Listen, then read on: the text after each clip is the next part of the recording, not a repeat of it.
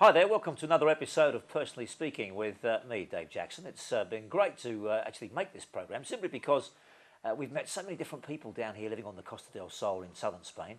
And today's no different. A very interesting young man that we've tried to get on this show for some time, and he's not been available. But today we finally got him. Would you please welcome Mr. Terry Mardell? Thank you very much. What a great! Is that a good entrance? Yes, or what? and thank you for the young. That's awfully kind of you. Well, you look young to me. Thank you so much. And thanks for coming in. I know you've had a few problems getting here, but we finally got you eventually. I certainly have. Yes, yes. What we're going to do, we're having a little chat to many people who live down here on the south coast, just to find out a little bit about their lives, where they come from, what they've been doing before they came here, and basically why they came here. Yeah. So let's start with your background history in the UK. Where were you from originally? Well, I'm originally from N18. In London? Yes. Yeah, near Stoke Newington. Oh, yeah. I moved many places from there, but never really outside of London. It's just moved to, depending how well I was doing, to better houses or worse ones for many years. And until we bought a house in Hertfordshire, in a really secluded spot, and we liked the sort of quietness of that. And 2.5 years ago, we decided, my wife and I, to come to Spain. Right. Where I used to play golf here all the time, and I always hankered after it. And Hertfordshire, whereabouts in Hertfordshire? We lived on a big estate in a little place called Great Mundon. Just a village. It wouldn't mean anything to most people unless you lived in Hertfordshire. Unless you come from Hertfordshire, of course. Yeah. Just think of the millions of people that are watching you right now that probably come from Hertfordshire. Yeah, I remember him. Yes, I used to live in a big house at the top of the hill. That's right. Yeah. So you've been out here for how long now? We've just been just over 2 years. So you're fairly newcomer to the area. Yeah. Yes. So going back to when you were born, obviously in London, you've lived around London and various different places. What did you do when you first left school? When I left school, I worked at countless jobs. I dodged countless jobs. My father tried to get me onto cold, windy building sites, and I wasn't having much of that. What did your dad do? Was he working in the building industry? My dad was a builder, a very good one. It was not a talent that I have, as anyone will testify who's ever seen me try. I then found that I had a talent for gambling, bookmakers. And I was offered a job by a local bookie. And then 3 years later, I was working for the early days of Ladbrokes betting shops. And when I was becoming quite successful at that, when I had about 12 shops under me, I suddenly decided that I was now going to go off and be a singer in a band. That's paid about 1/4 of what you were earning at Ladbrokes. You can tell you've been a bit of a singer because you've got that lovely rock and roll voice, Terry. So I did that. Then I found out that whether people were laughing at my singing or what I was saying in between times, I kind of thought that the singing was a bit hard on my voice, and that stand-up comedy was something I could do. Or so you've done stand-up, have you? Yeah, I've done stand-up. Did stand-up for 12 years.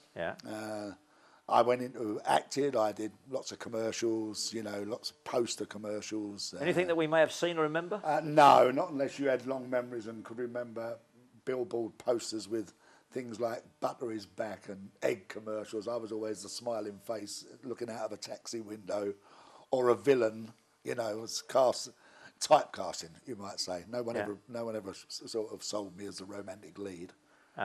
So that's how I got, and then through the comedy. You're actually looking at you a little bit sort of like Bob Hoskin, aren't you? Yeah, I suppose so, yes. Apart from Roger Rabbit, which I thought was very, very miscast. Slimmer than he is now. But, but he was always the good Long Good Friday, great film. Yes, it was. One of the great classics, of course. Absolutely, yes. Ask Helen Mirren, so look how well she did. Absolutely. Everybody from that movie did very well. I worked the clubs all over, all over the world. I went to Australia for 5 or 6 months, worked there. Almost stayed there, came back. And then I got into writing the first ever numbers game designed specifically for playing at home. And that was a show called Bob's Full House. That's right. Bingo I saw bingo in clubs, is almost, even now I think it still exists. Is almost like a religion. You go in these clubs and as much as sneeze, people, glare at you. It's a really get upset. Oh yeah, they're so I thought, well, if I could write a concept that would enable the viewer to play not by telephone then, but by newspapers, Sun newspaper or So Never written anything in my whole life. This was before the days of interactive telephone lines, etc. Found a production manager, somebody new at the BBC, had this secret meeting with him, showed him this concept that I'd worked on for about 3 or 4 months, driving Janet mad, because we'd only just met at that time. And then before I knew it, I was up in Jim Moyer's office, who's now the head of Radio 2. He was light entertainment chief of the BBC. Yeah. And within, I don't know, a month, they'd given me a contract on this show after telling me it couldn't possibly work. And that went on air in 1984. This was on the BBC, was it? Bob Monkhouse. Yeah. And it ran for 7 years. So just let's go back a little bit here. You've come out of school in London. Your dad tried to make you get involved in the building industry. Not really. I mean, I didn't have any other skills than to go into something like that. But how do you get from being like a rock and roll singer and a stand-up comedian to writing game shows for TV? Where was the link? I don't think there is. I mean, I've been asked that question many times. I never ever set out to write a game show. I tell you where I was. I was playing golf. Yeah. When it suddenly came to me, and maybe I could. There were only 2 types of bingo card in the world. I think there still are. Officially, there's the American game and the European game. One was 90 numbers and one was 75 numbers, and I wrote one on 60 numbers, and that became the 3rd bingo card. So you're famous for the 3rd bingo. I am, yes. I actually created that. If you looked at it, you'd be astonished. In the world. That nobody did it before, but they didn't. Yeah. And I didn't do it for a long time until I suddenly looked at it and thought, why are you making life so difficult for yourself?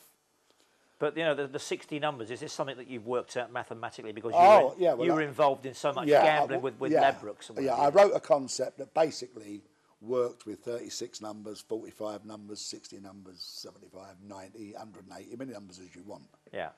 So I did that. That got me into the thought that maybe I could earn a living doing this. This was Bob Monkhouse's full house. Did you meet Bob at all? I worked with Bob all the time. I was his warm-up man. I did the warm-ups on all my own shows. Oh, right, okay. So I did everything he did. You did, because he's a stand-up comedian as well, isn't he? Oh, wonderful. Did you do a bit of warm-up for his comedy show? Yes, I did. Yeah, I did when he did Bob's Says Opportunity Knocks in the 80s. Yeah. They had one year where they did the final at the London Palladium. And that was one of the first ones where they had a 2-hour break for the winner, the phone-in. All right, okay. Phone in to see who you want to win. Yeah. And it was a 2-hour break as well. So I did 2 hours at the London Palladium to a packed house falling off the walls. Yeah. So I never got paid very much for it, but at least I can say that I did do probably the longest solo comedy spot. And you stood up there and did comedy for 2 hours. I loved it. Yeah, I mean, I used to do it in the clubs. How much material must you have? It was just messing about with the audience, ad-lib around, just picking them out.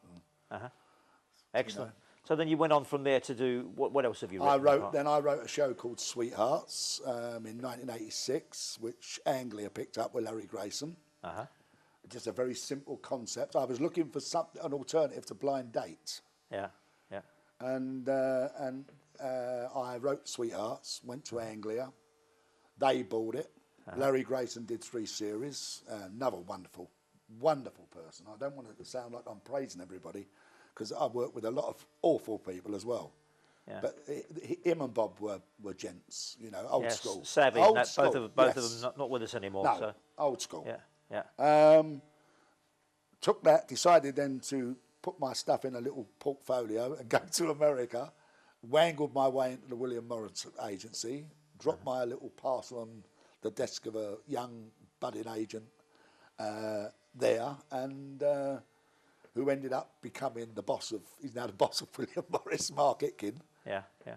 Left it with him. I said, I'm at the such and such Sportsman's Lodge Hotel down in the valley for 1 week. I've got to go home because I've got no money. And this was on the Monday, and I was coming home on the Friday, and they rang me on the Thursday. Yeah. Said, stay over, we'll pick up your bills. And I went and they signed me up. And within 2 weeks, Sweethearts was my first show in America. In America, yeah. And we did 180 episodes of that with a guy called Charles Nelson Riley, who was a nosy neighbour in a programme called The Ghost of Mrs. Muir, an old I remember that American sitcom. I remember The Ghost of Mrs. Muir. He was the guy in the glasses who was always poking his head through her door. Yeah. Wonderful, very talented man. Was that a 70s show, that thing, was it? No, this was in 1987, so that was my first show in the States. Yeah. Then in between that, I wrote Big Break, the snooker show with Jim Davidson. Yeah. And that went on air in 1991. Uh-huh. I was then approached by Procter & Gamble, and they sponsored me for years on a show called Go Bingo. Then the American Lottery Company came in, and I wrote a show called Bingo Vision. And in the end, I did 7,000 episodes of shows worldwide.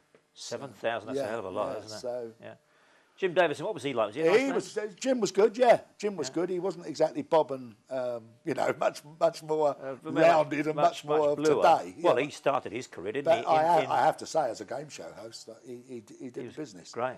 Game show hosts are, people think that you can get a game show, they don't realise just how important people like Noel Edmonds are.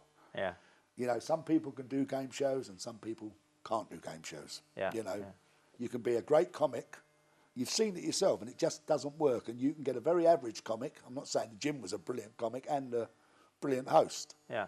But there is an art to it, and I think that's why Brucey and Des and all these old comedians have lasted as long as they have. Yeah. There is a skill in exactly what you're doing now. If you can't knit this together, a chat show.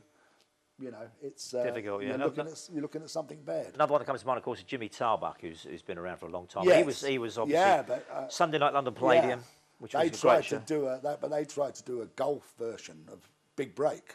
Yeah. Which Jim did, and didn't work. I like Jim's work, but not as a game show host. No. Well, listen, we're going to take a short break. All right. And in part 2, we'll come back and we'll chat about... Well, that went quick, didn't it? It always goes quick, these programmes. Only half an hour show, see? We'll come back and we'll chat about your life here in Spain, why you've come here, and what you've been doing since you've had all this experience with writing all this stuff for TV. We're speaking today with a young man called Terry Mardell, back in a few minutes. Don't go away.